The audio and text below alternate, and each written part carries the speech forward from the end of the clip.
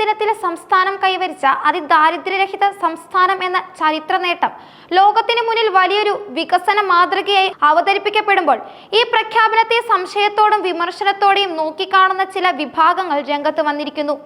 എന്നാൽ ഈ വിമർശനങ്ങൾക്ക് ശക്തമായ മറുപടി നൽകിക്കൊണ്ട് സാമൂഹ്യ നിരീക്ഷകനും ചിന്തകനുമായ ജീവൻ കുമാർ രംഗത്തെത്തിയതോടെ വിഷയം ഒരു സാമൂഹിക വിവാദത്തിന് തിരികൊളുത്തിയിരിക്കുകയാണ്. കഴിഞ്ഞ 4 വർഷത്തിലധികം കേരളത്തിൽ നടന്നു വന്ന ഒരു അതിദാരിദ്ര്യ നിർമ്മാർജ്ജന വിപ്ലവത്തെക്കുറിച്ച് ചില സാമ്പത്തിക ശാസ്ത്ര വിശാരദന്മാർക്ക് അജ്ഞത ഉണ്ടായിരുന്നു എന്നത് ഞെട്ടലുണ്ടാക്കുന്നതായി അദ്ദേഹം തന്റെ ഫേസ്ബുക്ക് പോസ്റ്റിൽ തുറന്നടിച്ചു. മുഖ്യമന്ത്രി പിണറായി വിജയനും മന്ത്രി MP രാജേഷും തിരുവനന്തപുരത്തിരുന്ന് ഒരു മാന്ത്രിക വടി ചുറ്റിയപ്പോൾ കേരളത്തിലെ അതിദാരിദ്ര്യർ ഇല്ലാതായി എന്ന് കരുതുന്നുണ്ടെങ്കിൽ ഇത് ഈ ബൃഹത്തായ പ്രക്രിയയെക്കുറിച്ചുള്ള അജ്ഞാതയാണെന്ന് ജീവൻ കുമാർ ചൂണ്ടിക്കാട്ടി. കേരളം യാഥാർത്ഥ്യമാക്കിയത് ഒരു ഭരണകൂടത്തിന്റെ ഉത്തരവ് മാത്രമായിരുന്നില്ല, മറിച്ച് ജനകീയ പങ്കാളിത്തത്തോടെയുള്ള ഒരു വിപ്ലവം തന്നെയായിരുന്നു. ചില സാമ്പത്തിക ശാസ്ത്ര വിശാരദന്മാർ ഈ നേട്ടം എങ്ങനെ സംഭവിച്ചു എന്ന് അല്പം അസൂയയോടെ ചോദിച്ചതായി പത്രങ്ങളിൽ വായിച്ചുവെന്ന് ജീവൻ കുമാർ പറയുന്നുണ്ട്.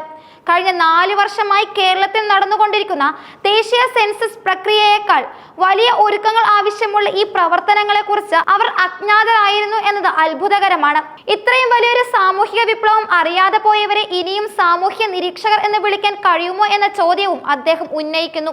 2021 രണ്ടാം പിണറായി വിജയൻ മന്ത്രിസഭയുടെ ആദ്യ യോഗത്തിലാണ് അതിരഹിതമായ ദാരിദ്ര്യമില്ലാത്ത കേരളം എന്ന വലിയ ലക്ഷ്യത്തിന് തുടക്കം കുറിച്ചത്. മുൻ മന്ത്രി MV ഗോവിന്ദൻ മാസ്റ്ററാണ് ഈ മഹത്തായ പദ്ധതിക്ക് തുടക്കം കുറിച്ചത്. അതിദാരിദ്ര്യരെ ശാസ്ത്രീയമായി തിരിച്ചറിയുന്നതിന് സർക്കാർ നടത്തിയത് യുദ്ധസമാനമായ മുന്നൊരുക്കങ്ങളാണ്. സർക്കാർ ഈ പദ്ധതിക്കായി ഉപയോഗിച്ചത് കേവലം വരുമാനത്തെ മാത്രം അടിസ്ഥാനമാക്കിയുള്ള പഴയ സർവേകളായിരുന്നില്ല. അതിദാരിദ്ര്യരെയും സാധാരണ ദാരിദ്ര്യരെയും പരസ്പരം തിരിച്ചറിയാൻ കഴിയുന്ന തികച്ചും ശാസ്ത്രീയവും ആധികാരികവുമായ ഒരു രീതിശാസ്ത്രമാണ് തയ്യാറാക്കിയത്. ദാരിദ്ര്യം എന്നത് വെറും വരുമാനക്കുറവ് മാത്രമല്ല, അത് ബഹുമുഖമായ ഒരു സാമൂഹിക അവസ്ഥയാണ്. വസ്ത്രം, ഭക്ഷണം, പാർപ്പിടം തുടങ്ങിയ അടിസ്ഥാന ആവശ്യങ്ങളുടെ അഭാവമായിരിക്കാം ചിലർക്ക് ദാരിദ്ര്യം. എന്നാൽ അതിദാരിദ്ര്യൻ എന്നത് പരസഹായമില്ലാതെ മുന്നോട്ട് പോകാൻ കഴിയാത്ത കുടുംബത്തെയാണ്. ഇതിന് ജീവൻ കുമാർ ഉദാഹരണവും നൽകുന്നുണ്ട്. ഒരു വീട്ടിൽ കിടപ്പ് രോഗിയോ മാനസിക രോഗിയോ ഉണ്ടെങ്കിൽ ആരോഗ്യമുള്ള മറ്റൊരാൾക്ക് പോലും അവരെ ഉപേക്ഷിച്ച് ജോലിക്ക് പോകാൻ കഴിയില്ല.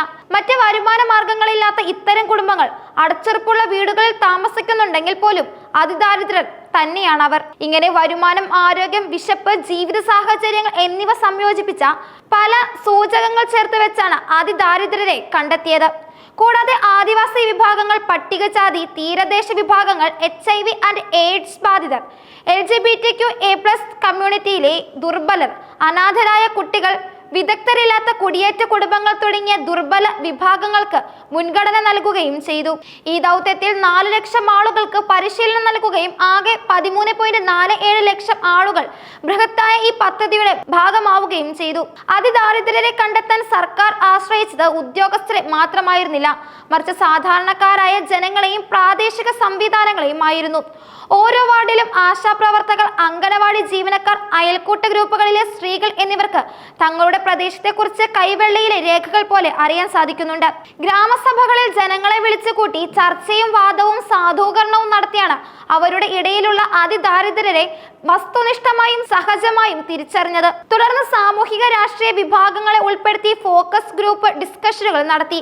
വാർഡ് വലുതാണെങ്കിൽ 250 മുതൽ 300 വരെ വീടുകൾ വീതമുള്ള ക്ലസ്റ്ററുകളാക്കി വീണ്ടും FGD നടത്തി സൂപ്പർ ചെക്കിംഗ് നടത്തി. ഇങ്ങനെ മൈക്രോ തലത്തിൽ ചർച്ചയും സംവാദവും സാധൂകരണവും നടത്തിയാണ് വാർഡ് തല സമിതികളും ഗ്രാമസഭകളും ചേർന്ന് അന്തിമ പട്ടിക തയ്യാറാക്കിയത്. ഈ പട്ടിക തദ്ദേശ ഭരണ സമിതി തലത്തിൽ ഒരിക്കൽ കൂടി പരിശോധിച്ച് അന്തിമ അംഗീകാരം നൽകി.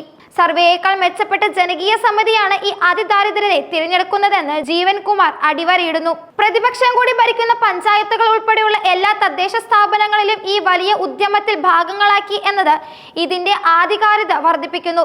കേരളത്തിന്റെ എല്ലാ കോണുകളിൽ നിന്നും ഏകദേശം 13.74 ലക്ഷം ആളുകൾ 64,006 കുടുംബങ്ങളെ തിരിച്ചറിയുന്നതിനുള്ള ഈ ഉദ്യമത്തിൽ പങ്കെടുത്തു. ഇത്രയും ബൃഹത്തും ആധികാരികവുമായ ഒരു പ്രക്രിയ ഐക്യ കേരളത്തിന്റെ ചരിത്രത്തിൽ തന്നെ നടന്നിട്ടുണ്ടോ എന്നത് സംശയകരമാണ്. എന്നാൽ ഈ പ്രഖ്യാപനത്തോടെ ദാരിദ്ര്യ നിർമ്മാർജ്ജനം എന്ന വിഷയം എന്നേക്കുമായി അവസാനിച്ചു എന്ന് ഒരർത്ഥത്തിലുമില്ല. ദാരിദ്ര്യ നിർമ്മാർജ്ജനം ഒരു തുടർ പ്രക്രിയയാണ്. ഇന്നത്തെ സമ്പന്നർ നാളെ അതിദാരിദ്ര്യനാവാം. അപ്പോൾ അവരെ കൈപിടിച്ച് കയറ്റാനും സർക്കാരിന് ബാധ്യതയുണ്ട്. ഒരു തലത്തിലെ ദാരിദ്ര്യം അവസാനിക്കുമ്പോൾ അതിന് മുകളിലെ പുതിയൊരു തലത്തിൽ ദാരിദ്ര്യം അവസാനിപ്പിക്കേണ്ട ചുമതല സമൂഹത്തിൽ നിഷ്പക്ഷമാകുന്നു. ഉള്ളവന്റെയും ഇല്ലാത്തവന്റെയും പ്രതിശീർഷ വരുമാനം തമ്മിലുള്ള ദൂരം നിരന്തരമായി കുറച്ചു കൊണ്ടുവരുന്നത് ഈ തുടർച്ചയായ ദാരിദ്ര്യ നിർമ്മാർജ്ജന പദ്ധതികളുടെ ഭാഗമാവേണ്ടതുണ്ട്. ഈ പദ്ധതിയുടെ ആധികാരികതയിൽ സംശയം ഉന്നയിക്കുന്നവർ വിവിധ രാഷ്ട്രീയ പാർട്ടികളിലും മതസാമുദായിക വിഭാഗങ്ങളിലും പെട്ട ലക്ഷക്കണക്കിന് മനുഷ്യരുടെ വിശ്വാസത്തെയാണ് സംശയിക്കുന്നതെന്നും 64,006 എന്ന നമ്പർ തദ്ദേശ സ്വയംഭരണ സ്ഥാപനങ്ങളുടെ കൂട്ടായ പരിശ്രമത്തിന്റെ ഫലമാണെന്നും ജീവൻകുമാർ തന്റെ പോസ്റ്റിൽ ശക്തമായി സ്ഥാപിക്കുന്നു. ലോകത്തിന് ഒരു പുതിയ സാമൂഹ്യ വികസന മാതൃക സമ്മാനിച്ചുകൊണ്ട് കേരളം ഇന്നൊരു പുതു യുഗപ്പിറവി ആഘോഷിക്കുമ്പോൾ അതിന്റെ പിന്നിലെ പരിശ്രമം വ്യക്തമാക്കുകയാണ് ഈ പ്രതികരണത്തിലൂടെ.